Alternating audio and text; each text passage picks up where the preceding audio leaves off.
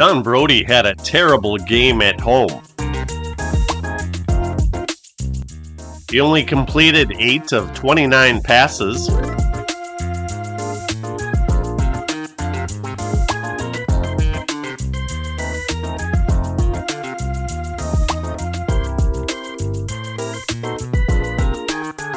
He was intercepted 4 times.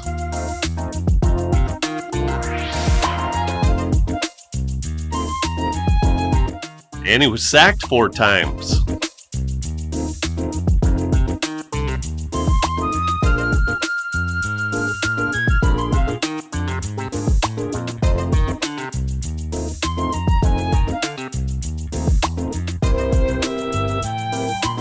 Tight end Ron Kramer was playing in the last year of his 10-year NFL career. Took a couple of big hits.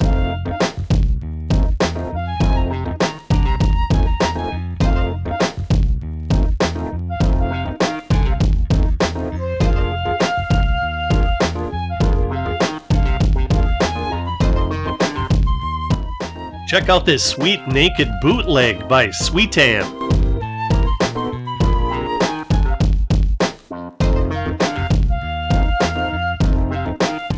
Running back Mel Farr scored on this play. He was the 1967 NFL Rookie of the Year.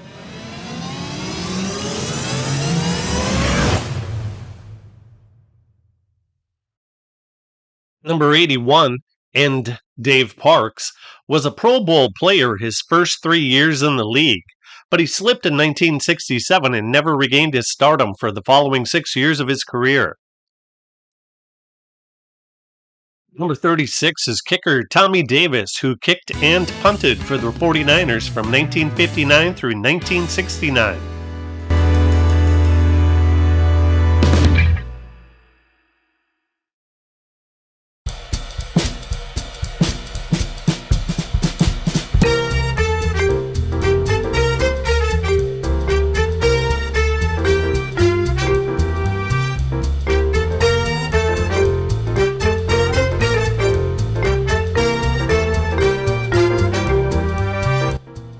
Kicker Garo Yepremian started his career with the Lions, and 1967 was his second year with them. He played for another 12 years.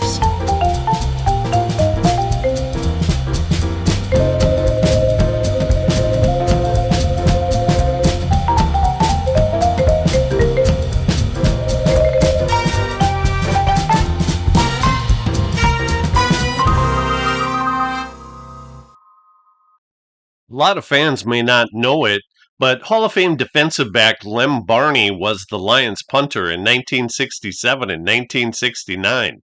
He punted 6 times in this game for a 41.0 average. 49ers backup quarterback Steve Spurrier was also the 49ers punter from 1967 through 1970, and he punted 7 times in this game for a 41.6 average.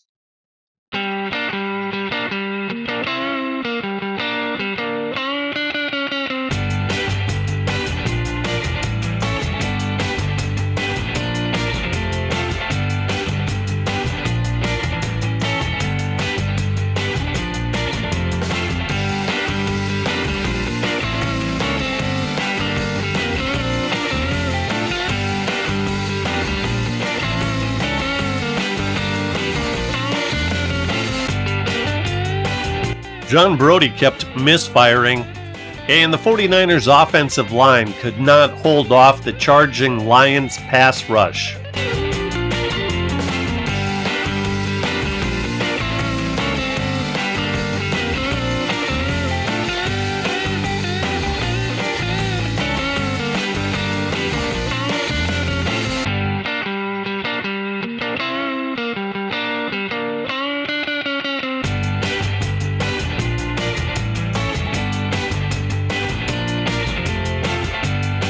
Second string running back Amos Marsh caught this 22-yard pass.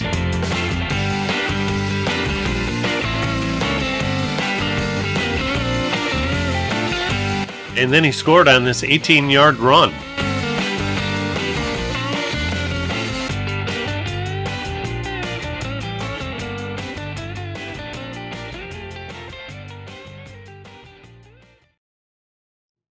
1966 Heisman Trophy winner Steve Spurrier took over for Brody, and he was picked off by Dick LeBeau, one of 62 in his amazing 14-year NFL career, all with the Lions. It didn't matter who carried the ball for the Lions. They all ate up yardage.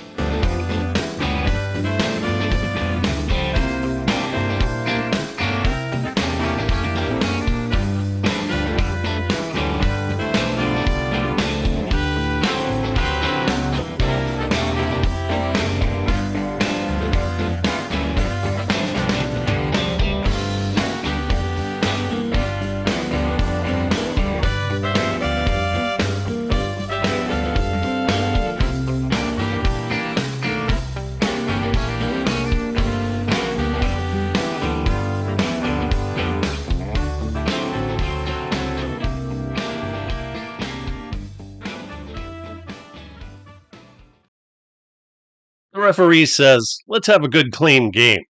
Number 51, Dick Butkus, replies, "Yeah, right. Whatever." The Rams' offensive line gave Roman Gabriel plenty of time to hit running back Les Josephson in stride, as number 55, Doug Buffone, was beaten on this play.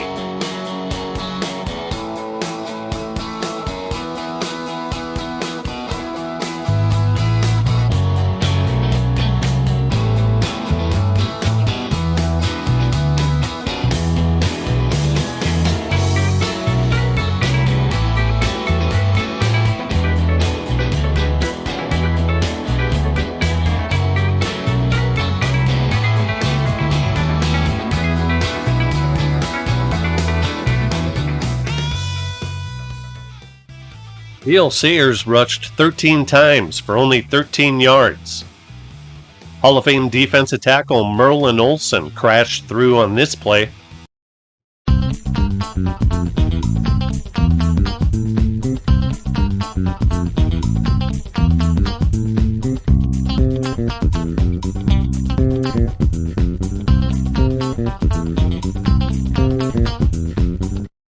Jack Concannon only completed 8 of 28 passes for 116 yards.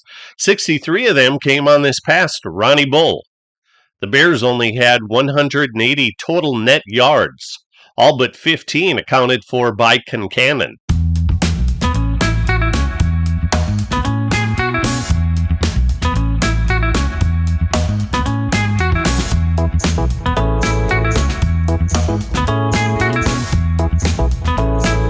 Running backs Dick Bass and Les Josephson combined for 118 yards rushing on the day.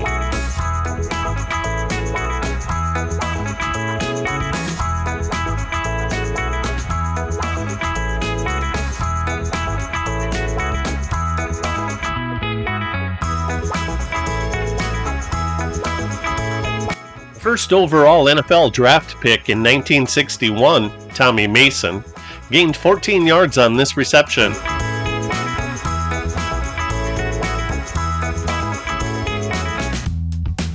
Quarterback Roman Gabriel rushed for a touchdown, one of 30 in his brilliant 16-year career.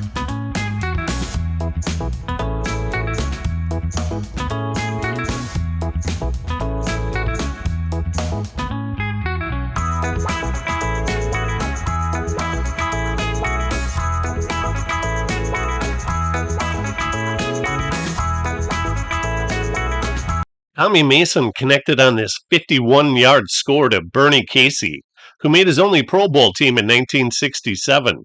2 years later, he acted in the first of many movies, Guns of the Magnificent Seven.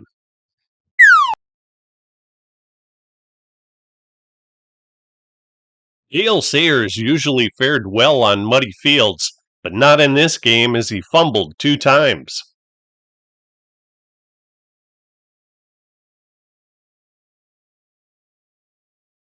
Check out this pass by Roman Gabriel. Talk about threading the needle.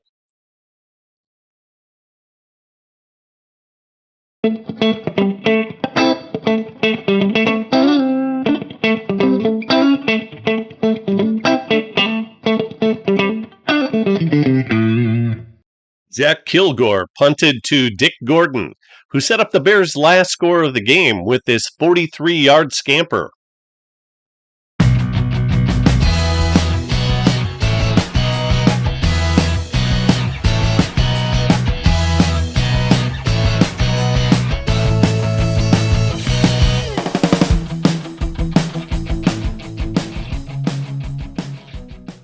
Then Gordon beat Rams double coverage with this perfectly thrown pass by Concannon.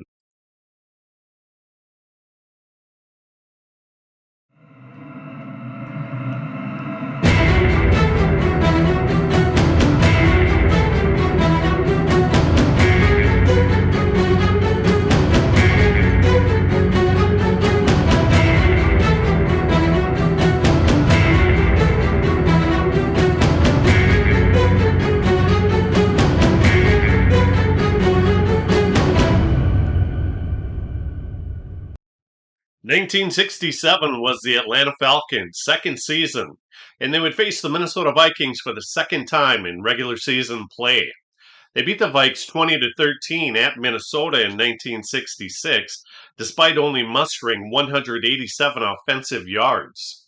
The Vikes turned the ball over 6 times to the Falcons' 0. They would only have 186 offensive yards in this game, one less than before. Quarterback Randy Johnson and wide receiver Jerry Simmons were trying to make connections early in this game.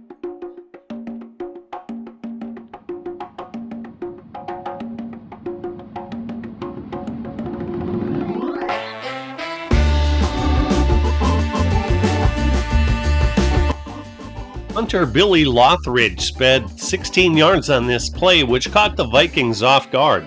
They had lost 6 games to start the season and needed a spark.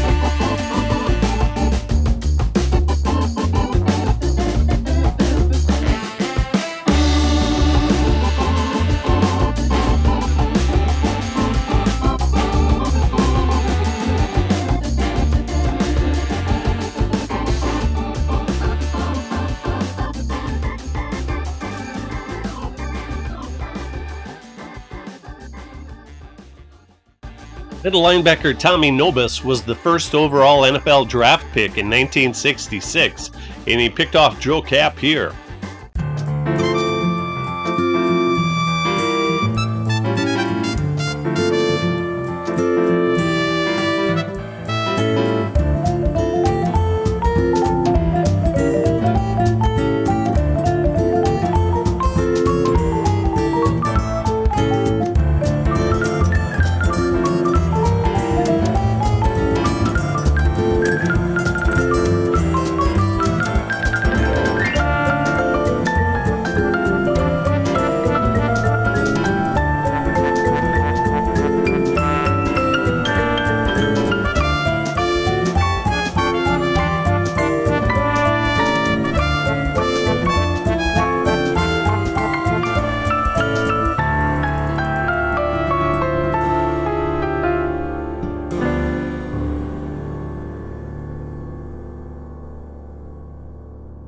Iron Man Jim Marshall collapsed the passing pocket and chased down quarterback Randy Johnson. Vikings ball. Quarterback Joe Kapp had a miserable game, as he was only 1 of 4 passing with 1 interception and 3 sacks.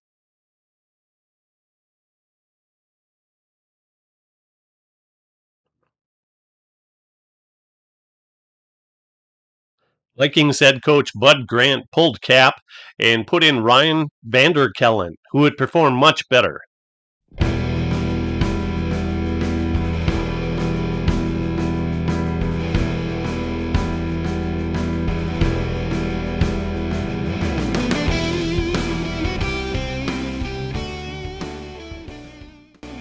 Running back Dave Osborne had a big game with 22 rushes for 103 yards.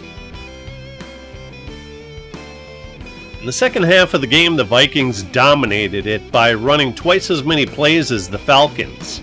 Atlanta had 10 less first downs than the Vikings and 128 less total yards, too.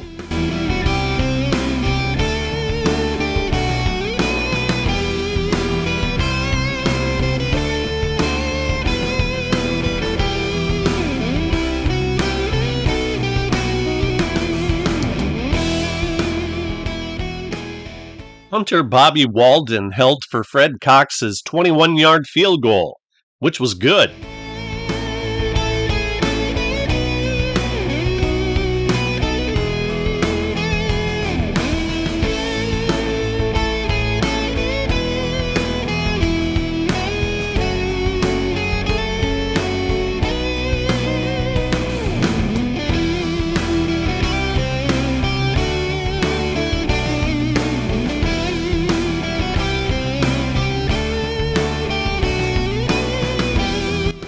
Cox added another field goal, this time from 40 yards, but the Vikings fell short.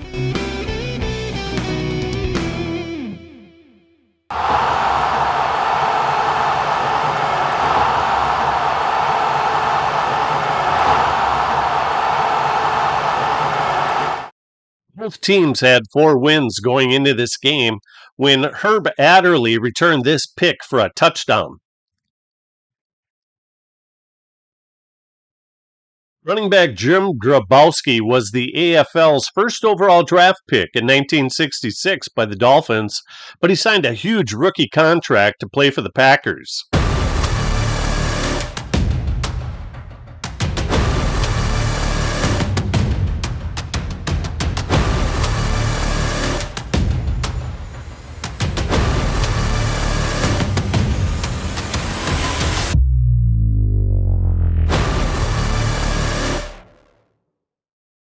Elijah Pitts blasted into the end zone just like he had twice in Super Bowl I against the Chiefs.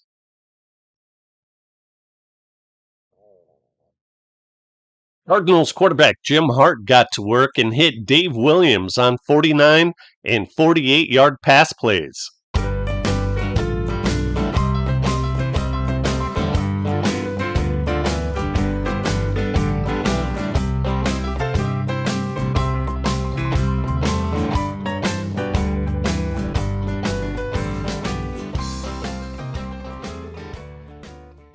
Hart was 16 of 29 for 317 yards and 2 touchdowns, while Williams caught 6 balls for 147 yards and 2 scores.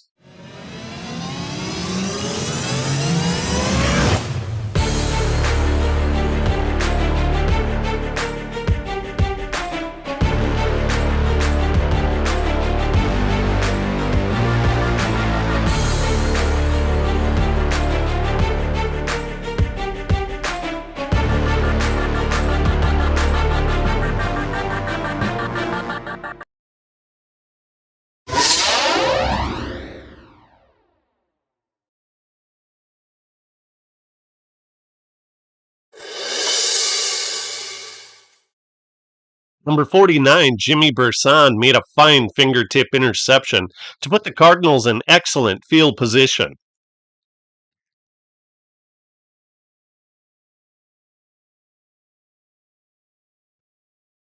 Number 23, Johnny Rollins' touchdown pass to Dave Williams was overruled, that Williams didn't get both feet down in bounds.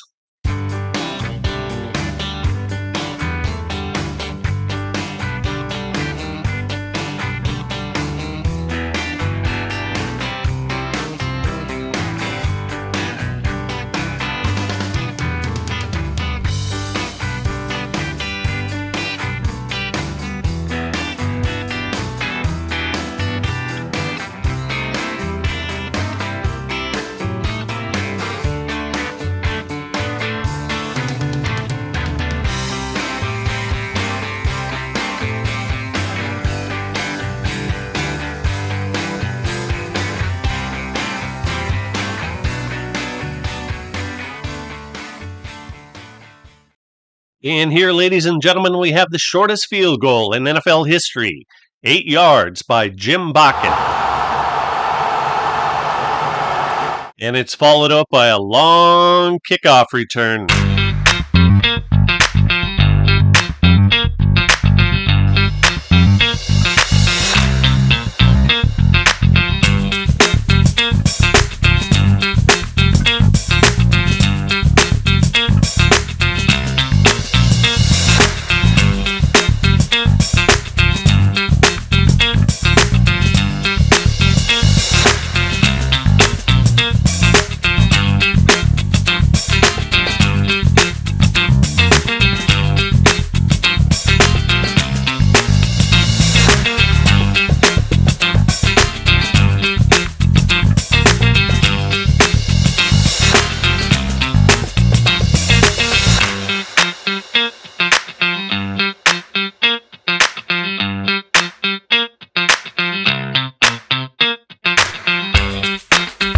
The Pack shocked the Cards with 2 late touchdowns to win 31-23.